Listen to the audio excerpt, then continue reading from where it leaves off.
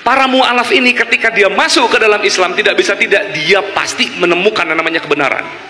Bedanya orang masuk Islam dengan orang yang keluar dari Islam, ya, kalau orang yang masuk Islam itu pasti dia menggunakan ini alasannya, tidak bisa tidak. Tapi kalau orang yang keluar Islam itu urusannya cuma sejengkal antara perut sama kemaluan. Oh iya, betul. Bagaimanapun juga rumusnya orang menemukan Islam adalah dia menggunakan akal fikirannya. Itu rumus tuh. Dalam Al-Quran 300 lebih tuh ayat tuh, wala yatafakkaru wala yatafakkaru. Apakah kamu tidak berpikir, apakah kamu tidak berakal? Allah suruh kita berpikir dan berakal dulu, baru beriman. Beda dengan agama lain, beriman dulu, baru kemudian kamu cocokkan akal kamu dengan itu. Itu yang celaka.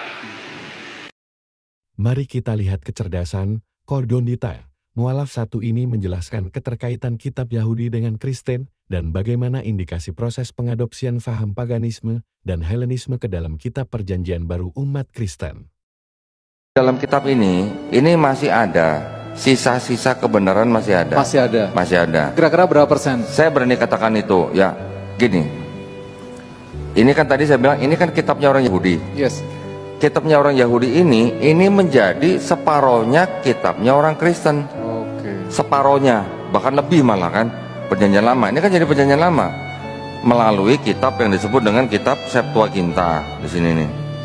Nah ini, jadi ini tadinya bahasa Ibrani diterjemahkan menjadi bahasa Yunani, kemudian menjadi separohnya kitab orang Kristen. Oke. Saya bilang, saya masih berani mengatakan bahwa di dalam kitab ini itu masih ada sisa-sisa kebenaran. Contohnya apa? Ulangan 6 ayat 4 misalnya. Dikatakan dalam bahasa Ibrani-nya Adonai Elohenu, Adonai Ehad. Oke. Dengarlah hai bangsa Israel, Tuhan Allah kita, Tuhan itu Esa. Oke. Ada kata-kata apa tadi? Ehad. Kita sering membaca, mungkin tiap hari kita juga baca Qul huwallahu ahad. Ya kan? Ada Ehad, ada Ahad. Ini sebenarnya dua kata yang maknanya sama gitu. Yang satu bahasa Ibrani, satu bahasa Arab. Oke. Terus kemudian di dalam kitab orang Yahudi ini juga mengatakan apa? Tuhan itu bukan manusia. Tuhan itu bukan anak manusia.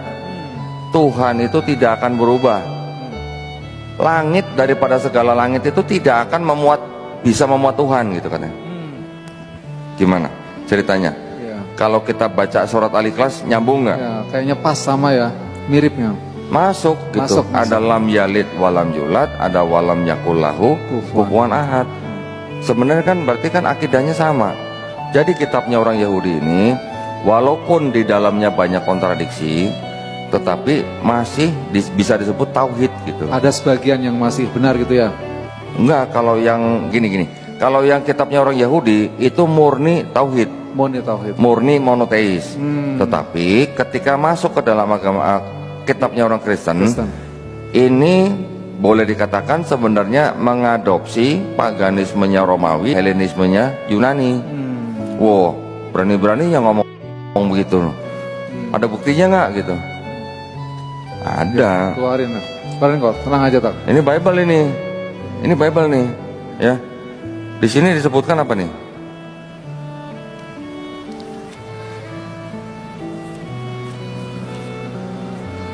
Nih, ada sebuah ayat yang dikatakan apa? In the beginning was the Word, and the Word was with God, and the Word was God. Pada mulanya adalah firman, dan firman itu bersama-sama dengan Allah, dan firman itu adalah Allah. Di sini apa tulisannya? Bisa baca? Kecil banget. Waduh. Baca aja kok, kecil banget, saya nggak pakai kacamata. Ini adalah adopsi Helenistik filosofi. Helenistik tahu ya, Helenistik ya? Iya. Jadi di daerah ya Mesir, Palestina, Arab Saudi, kemudian Persia, India, ke atas lagi Yunani, Romawi, daerah sini semua ini kan pernah mengalami yang disebut dengan era Helenistik gitu. Dari mana era Helenistik? Era Helenistik adalah budaya yang dibawa oleh Yunani kuno ketika Yunani melalui Raja Alexander Agung menguasai daerah-daerah situ setelah mengalahkan Persia. Ya, kira-kira di abad keempat sebelum Masehi. Nah, ketika semua daerah itu dikuasai oleh Yunani, jadi itu ada di dalam era Helenistik. Apa tuh Helenistik? Pernah dengar ya Hercules, tahu kan? Iya, iya. Hercules anaknya siapa? Dewa Zeus. Dewa Zeus ini dewa yang dianggap dewa paling tinggi gitu ya. Banyak dewa, ada dewa perang, dewa cinta, dewa kesuburan dan sebagainya lah.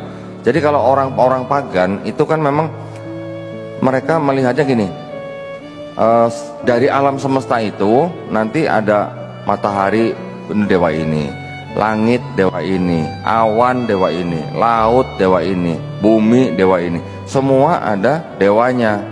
Zeus dianggap sebagai dewa yang paling tinggi, tapi Zeus ini adalah dewa yang istilahnya selamitan gitu. Lihat perempuan cantik dihamilin punya anak Hercules misalnya. Nanti lihat perempuan cantik lagi dihamili punya anak Perseus. Lihat Dewi ini cantik dihamili punya anak Helen gitu. Jadi sistem kepercayaan itu yang disebut dengan sistem Helenistik ya.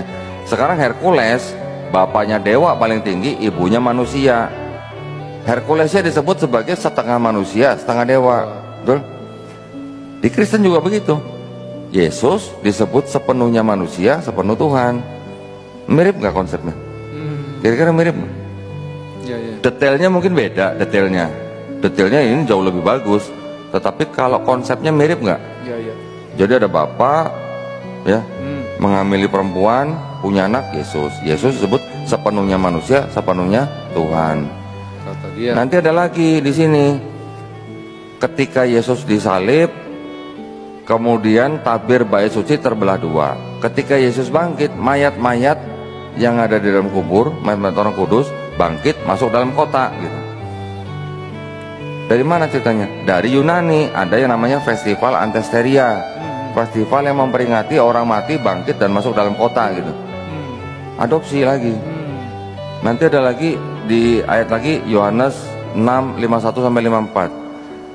Ketika perjamuan kudus, Yesus mengatakan inilah tubuhku dan inilah darahku. Artinya dilambangkan dengan roti dan darah.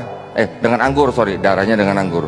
Tubuhnya dengan roti, darahnya dengan anggur dalam perjamuan itu kan. Iya, iya. Itu mengadopsi daripada ritual Dewa Osiris yang ada di Mesir.